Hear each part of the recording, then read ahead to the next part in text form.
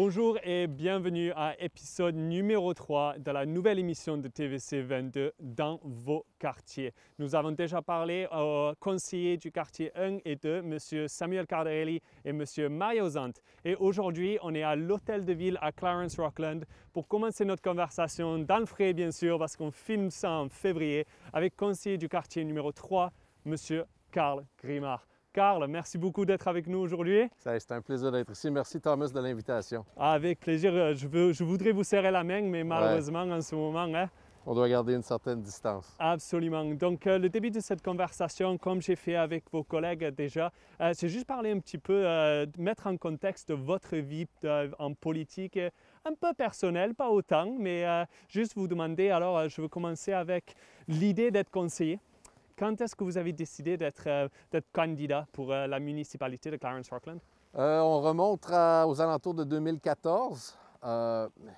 Tu sais, avec un parcours de vie un peu occupé, j'ai fait du service militaire, je suis également policier. Alors, pour moi, servir, c'est hyper important. Et j'ai trouvé que c'était une saison opportune pour servir la municipalité, servir les gens de ma ville. Je suis ici depuis maintenant 21 ans et en 2014, j'ai juste senti que c'était la saison. Je crois qu'il y avait besoin de changement au conseil. Alors mes deux motivations étaient vraiment de m'impliquer et de servir la communauté, également d'amener un peu de changement à la table du conseil. Donc 21 ans, c'est pourquoi est-ce que vous et votre famille avez pris la décision de venir ici à Clarence Rockland il y a quoi, 2 decades now? Oui, ça passe vite, hein? Écoute, ça a été une décision par rapport à l'emploi. J'étais policier avec l'Agence fédérale, la GRC, et j'étais en Nouvelle-Écosse et on s'ennuyait vraiment de la francophonie. Et je voulais me rapprocher de ma famille et de la famille de mon épouse. Alors, on avait déjà un des membres de notre famille qui demeurait ici à Clarence Rockland. Et à chaque fois qu'on le visitait, on trouvait la place comme tu te sens à la maison, ça ne s'explique pas, c'était familial. Les gens étaient et sont toujours aujourd'hui très gentils. Et on voulait être dans une communauté où est-ce que les deux langues pouvaient être pratiquées pour nos enfants. Alors quand ça a été le temps de changer de travail, j'ai trouvé un emploi comme policier avec une municipalité ici en région et on s'est établi à Clarence Rockland. Donc quand vous étiez en Nouvelle-Écosse, y avait-il beaucoup, vous avez dit que vous ennuyez avec la francophonie, est-ce qu'il y avait beaucoup de personnes qui parlaient français là-bas ou c'était vraiment juste anglophone? Non, on a été vraiment bénis. On avait un de nos voisins qui parlait français, mais c'était vraiment anglophone. Et mon épouse, elle venait d'une région du nord-ouest du Québec, alors c'était vraiment une adaptation pour elle. Ça a été une excellente saison, mais on a été hyper heureux de se retrouver dans cette communauté ici. Et donc, comme vous avez dit, vous avez un background dans l'armée, c'était l'armée? C'est bien ça, oui. Ouais, et en tant que policier, donc comment avez-vous trouvé dans les 7 dernières années maintenant comme conseiller que ça a affecté votre façon de faire les choses? Bien, moi, je crois que ça l'enrichit. Je crois qu'à la table du conseil, tu vas apprendre à découvrir les autres conseillers.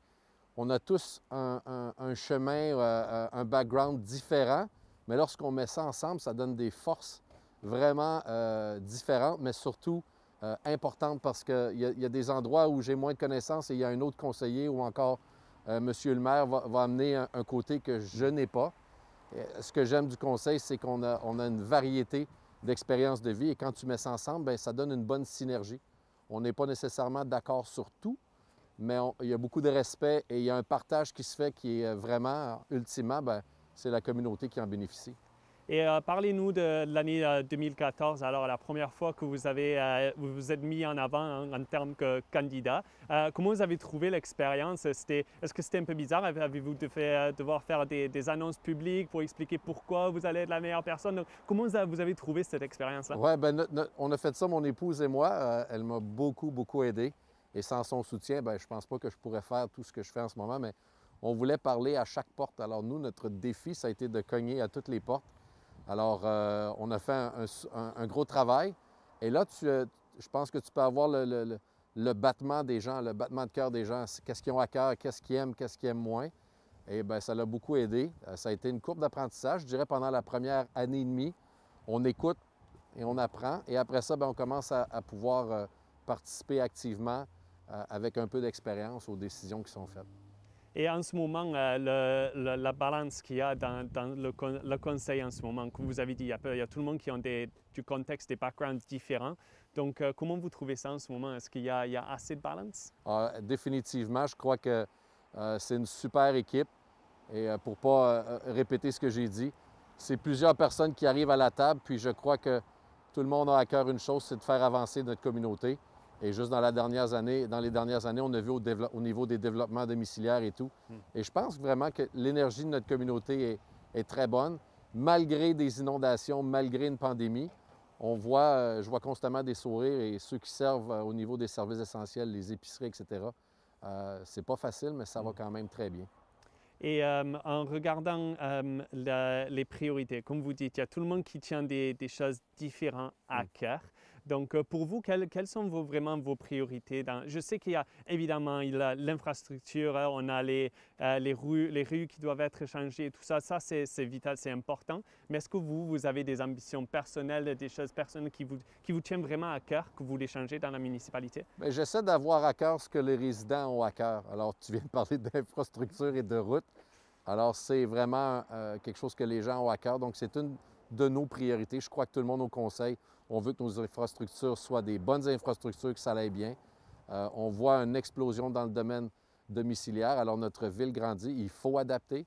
Ça commence par les infrastructures, les parcs, l'usine d'épuration des eaux, etc. Alors, je pense que ça, c'est la priorité. Et en parlant avec les gens, je pense que leurs priorités doivent devenir les nôtres. Je n'ai pas d'ambition personnelle ou quoi que ce soit. C'est d'essayer d'amener le plus possible l'écho des résidents du quartier qui me font confiance à la table du conseil. Et évidemment, avec votre historique, avec votre travail en dehors d'être conseiller, comme vous avez dit, vous étiez policier avant, l'année 2020 a été une année très bizarre pour tout le monde, avec la pandémie et tout ça, mais franchement, il y a eu aussi des grands changements avec la police. Donc, comment vous trouvez la police, la façon dont la police travaille dans Clarence-Rockland? Est-ce que vous pensez qu'il y a assez de présence avec l'OPP? Est-ce que vous pensez qu'il y a des problèmes? Comment vous trouvez ça localement? Moi, j'apprends vraiment comme conseiller à regarder et à écouter les deux côtés. Donc, il pourrait toujours avoir plus de présence, il pourrait avoir plus de reporters, plus de télévision, plus de tout. Je pense qu'il faut trouver l'équilibre entre le service qui est donné et le travail que ces policiers-là doivent faire. Pour être honnête, je garde quand même cette certaine distance qui est très importante pour moi. On laisse les gens faire leur travail, même si j'ai peut-être de la connaissance dans le travail qu'ils font. Ils ont une approche qui est vraiment propice à notre municipalité. Moi, je travaille dans une plus grande ville. Alors, je laisse faire le travail des experts. Et s'il y a un problème, on va le résoudre. Mais de ce que je peux voir, les policiers ont un travail qui n'est pas facile. Tous les services d'urgence, d'ailleurs, spécialement dans la pandémie, ils font un travail extraordinaire. Et je voulais vous demander, vous avez un 9 to 5 comme tout le monde, et après vous êtes conseiller aussi. Donc après vous avez votre famille, je sais que vous êtes impliqué dans la communauté en plus de ça aussi. Donc comment vous trouvez, pardonnez-moi l'anglais, mais juggle tout ça? Ouais. Je pense qu'il faut garder nos priorités. Pour moi, ma famille, c'est la priorité. Et ensuite, avec le soutien de mon épouse, ben, on explore comment on peut servir la communauté. J'ai quand même des quarts de travail. Je ne travaille pas toujours du 9 à 5, donc il y a des avantages et des désavantages. Mais c'est mon emploi principal, alors je dois vraiment honorer ça aussi. Mais famille, travail, la municipalité, on a des gens qui travaillent ici, qui font rouler la ville d'une très bonne manière. Alors notre rôle à nous, c'est de faire sûr que tout se fait bien et d'améliorer constamment. Alors oui, c'est un jonglage, mais ça va très bien. Jonglage, ça c'était le mot, merci beaucoup. Comme tu dis, pardon, il y a plein de monde qui travaille à la maison maintenant, surtout à cause de la pandémie. Oui. Mais on voit aussi qu'à Clarence-Rockland, il y a plein de monde qui vivent ici mais travaillent pour le gouvernement à Ottawa. Est-ce que c'est quelque chose que vous aimez bien pour la cité, d'avoir tellement de monde qui travaille là-bas? Ou vous pensez que ça serait mieux d'avoir des emplois ici qui payent assez et qui sont assez importants pour garder les personnes de Clarence-Rockland travailler en Clarence-Rockland? C'est sûr qu'en situation idéale, ça serait d'avoir des grandes entreprises qui s'établissent chez nous et qui vont donner de l'emploi pour que les gens demeurent ici, parce que dès qu'on va en ville, veut pas, on va dépenser peut-être plus en ville. On est déjà en ville, mais pour la situation qu'on a présentement, les gens qui doivent aller travailler en ville, ils ont un bon emploi, mais ils vivent chez nous. C'est là que leurs enfants vont aller à l'école en grande majorité et ils grandissent ici. Donc, c'est la situation qu'on est. On est une ville, une municipalité en périphérie d'un grand centre. Alors, c'est tout à fait naturel qu'une majorité des emplois se fassent dans la grande municipalité. Et pour vous, vos ambitions politiques, vous êtes devenu conseiller en 2014, donc deuxième terme en 2018. Oui. Est-ce que vous pensez, parce qu'on est en 2021 déjà, il n'y a qu'un an à aller, donc Oui. est-ce que vous pensez que c'est quelque chose que vous voudrez continuer? Est-ce que vous avez des ambitions un peu plus grandes? Ma grande ambition, pensez? ça serait d'être reporter pour TVC 22, mais je ne pourrais pas y arriver. Oh, je Non. sais pas. Je pourrais peut-être vous entraîner. Ouais. Mais blague à part, je suis extrêmement heureux de ce que je fais présentement. Et le futur nous le dira. Je pense qu'il ne faut jamais dire jamais, mais très satisfait de ce que je fais. Ça répond bien au niveau du temps. Des fois, on voudrait en faire plus, mais est-ce qu'on va avoir vraiment le temps de bien le faire? Alors, j'apprends à garder moins de choses, mais à les faire bien, que d'en avoir trop et d'être partout et de ne pas être capable de bien faire les choses. Bon, parfait. Bon, Carl, merci beaucoup d'avoir nous donné nos insights, comme on dit en anglais. Ce qu'on va faire, on va prendre une pause très brève et nous allons aborder le sujet du jour aujourd'hui. Alors, Carl et moi, on va aller dans la caserne des pompiers et nous parler un petit peu plus de la future des incendies locaux.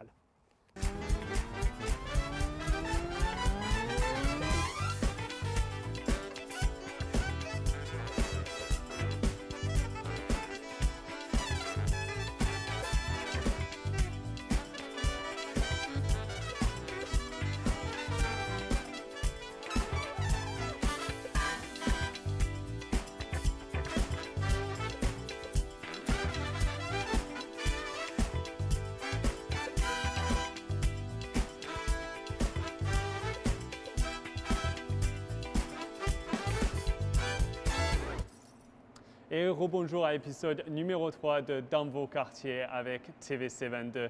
Avec moi aujourd'hui, comme vous le savez, c'est conseiller du quartier numéro 3, M.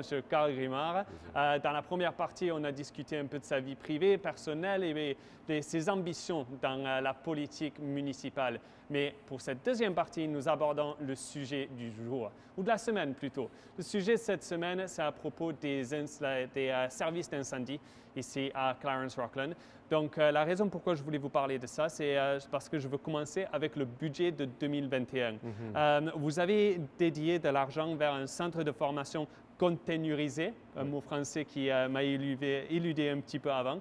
Donc, combien d'argent avez-vous alloué à ce projet et quand pensez-vous que ça va être construit? Oui, bien, tous ces argents-là, c'est pour continuer la construction de notre centre régional d'entraînement. Alors, au niveau des montants, le budget a été approuvé pour 127 000 cette année. Ça inclut l'installation d'un conteneur principal, ce qu'on appelle communément appelé un CCAN. C'est pour faire des exercices de feu réel d'une manière contrôlée et sécuritaire. Alors, il y avait seulement quelques endroits qui avaient ça dans la région.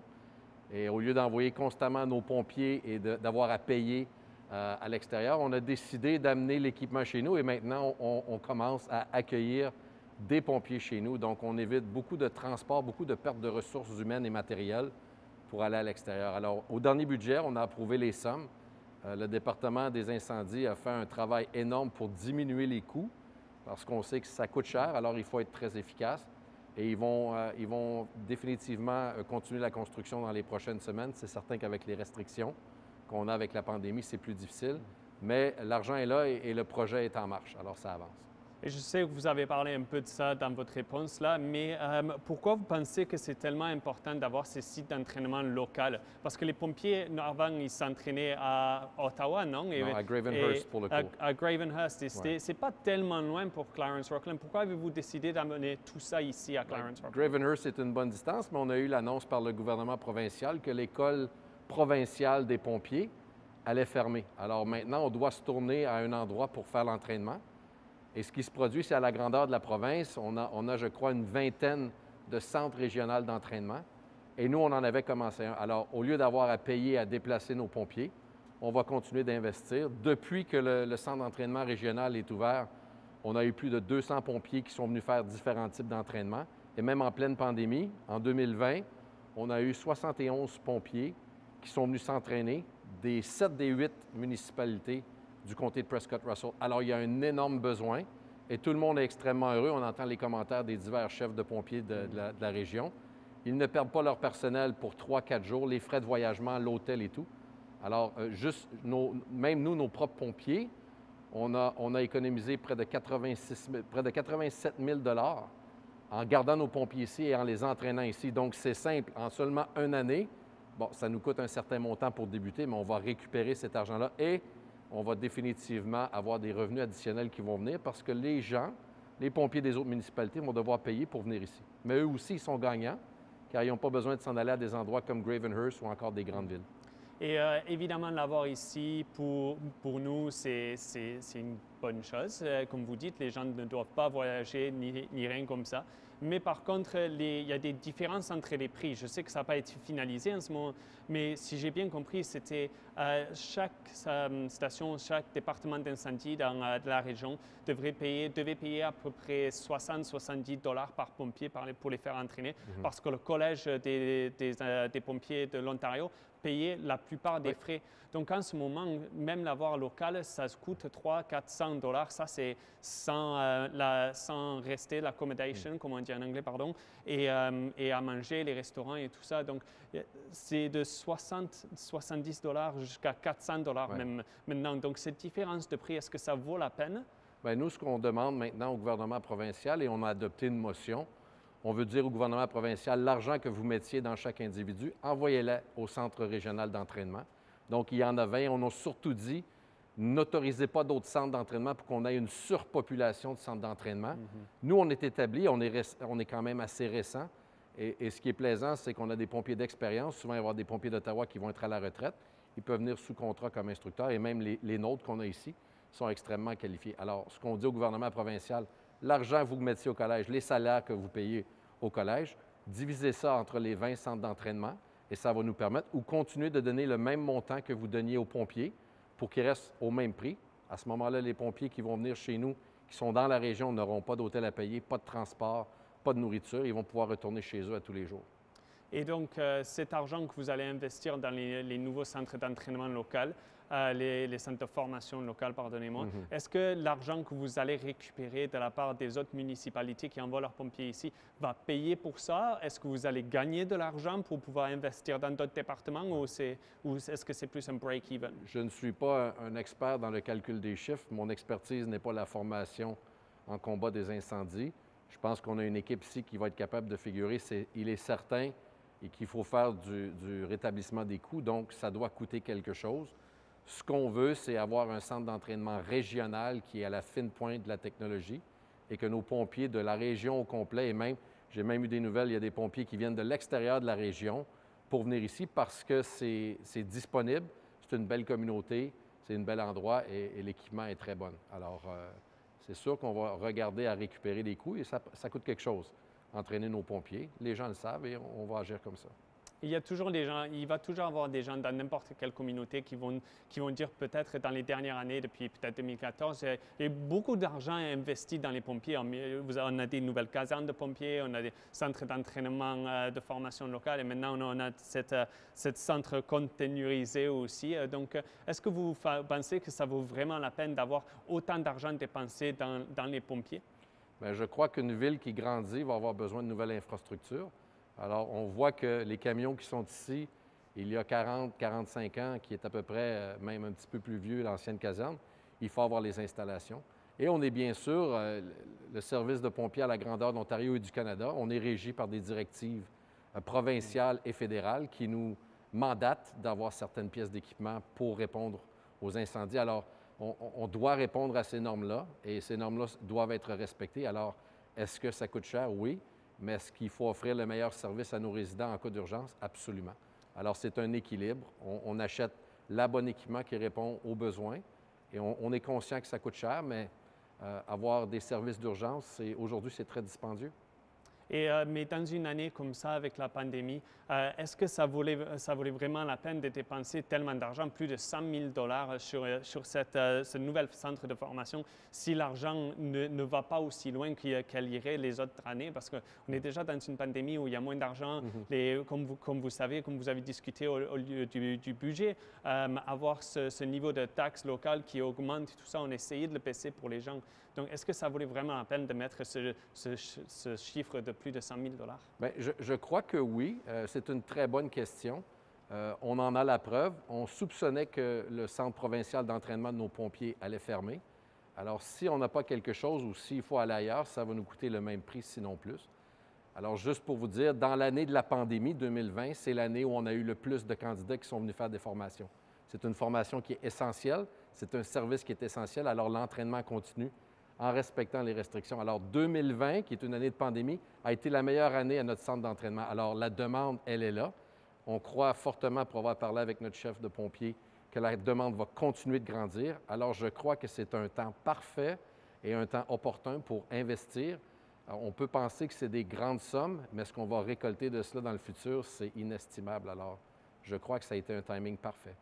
Et comme vous avez dit, avec un timing parfait et des changements qui se passaient, la fermeture du centre vers Ottawa, le centre à Gravenhurst, que vous avez dit, pardonnez-moi. C'est bien ça. Je pense toujours que c'est Ottawa. Non, Gravenhurst, vous disiez que c'était proche, mais c'est très loin d'ici. Hein? C'est quelques heures d'ici, alors. Oui, donc avec ce changement qui est arrivé, ça montre pourquoi c'était tellement nécessaire d'avoir tout l'équipement, tous les centres en place ici pour pouvoir vraiment offrir quelque chose aux autres municipalités de Glengarry et de Prescott et Russell. Oui. Mais j'ai entendu que peut-être il y aurait un centre de formation, et je sais que vous avez alludé un peu de ça au début de cette conversation, mais un peu plus vers le sud, on va dire, une municipalité peut-être qui commence avec une lettre C.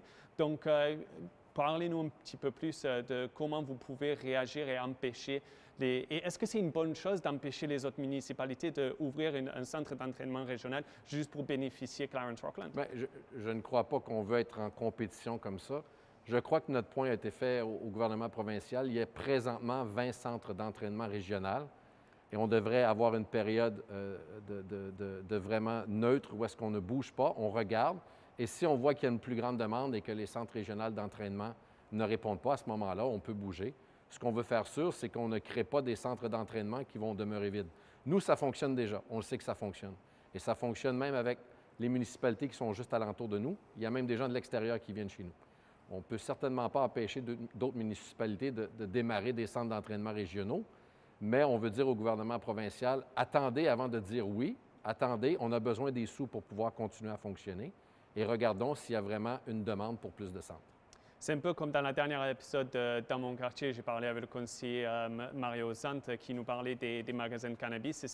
C'est un peu de la même façon. Il y a pourquoi avoir autant en même temps et peut-être attendre, voir si un est suffisant pour toute la région de toute façon. Voilà. Donc, il y a beaucoup d'argent qui a été investi depuis 2014 dans le département des incendies ici à Clarence Rockland. Est-ce que vous pensez ou est-ce que vous voyez d'autres argent mis dans ce département dans les années à venir, comme on dit en anglais, big ticket items comme le centre containerisé? Ouais. C'est certain qu'on a 3 stations dans notre municipalité. Il y a une station qui a beaucoup d'âge à Clarence Creek. Et c'est quelque chose qu'on doit regarder dans un avenir rapproché. Mais je crois que, pour avoir parlé avec notre chef pompier, les choses vont bien. C'est certain qu'il y a toujours des équipements à remplacer ou à entretenir. Mais je crois qu'on est dans une très bonne position pour les prochaines années à venir en frais d'infrastructure. Ce qui est ce que j'appelle un peu les consumables, les véhicules et tout ça, ils ont des durées de vie et il faut les remplacer. Mais ça, on est au courant, c'est prévu dans nos budgets. Alors, je crois qu'on est sur une bonne lancée. Et le centre d'entraînement régional va certainement attirer beaucoup de gens dans notre région pour venir s'entraîner. Parfait. Bon, M. Grimard, merci beaucoup de m'avoir accordé votre temps aujourd'hui. Ce fut un plaisir de parler de ça. Je sais qu'il y a beaucoup de gens dans la communauté qui devraient avoir plein de questions sur l'argent qui allait être investi dans notre région. Donc, c'est bien de savoir que ces investissements vont ramener des frais et c'est une bonne chose. Et surtout l'explication qu'il y a ce centre de formation à Gravenhurst que tout le monde utilisait. Je pense que c'était 2-3 000 personnes par an, par pompiers par an qui utilisaient ces formations. Donc, ouais, c'est vraiment bon d'avoir quelque chose un peu plus local. Donc, je vous remercie encore une fois. Je suis sûr qu'on va en parler plus dans le futur, surtout quand on sait où le centre containerisé va être construit. Il est à Bourgette, c'est déjà en construction. Déjà en construction à Bourgette? Oui. Ah, parfait. Ouais. Parfait. Donc, je vous remercie encore une fois. Ça a été un plaisir, Thomas. Et merci beaucoup d'avoir écouté et regardé l'épisode numéro 3 de Dans vos quartiers. Si vous avez un sujet que vous pensez dans la communauté que les conseillers devraient adresser, ce n'est pas toujours à moi de décider. Si vous pensez qu'il y a quelque chose, contactez-nous à TVC22 et nous ferons de notre mieux pour parler de ça. Et revenez la semaine prochaine. On a épisode numéro 4 avec conseiller numéro 4, M. Don Bouchard. Cela sera en anglais à propos des égouts. Merci beaucoup d'avoir regardé. Au revoir.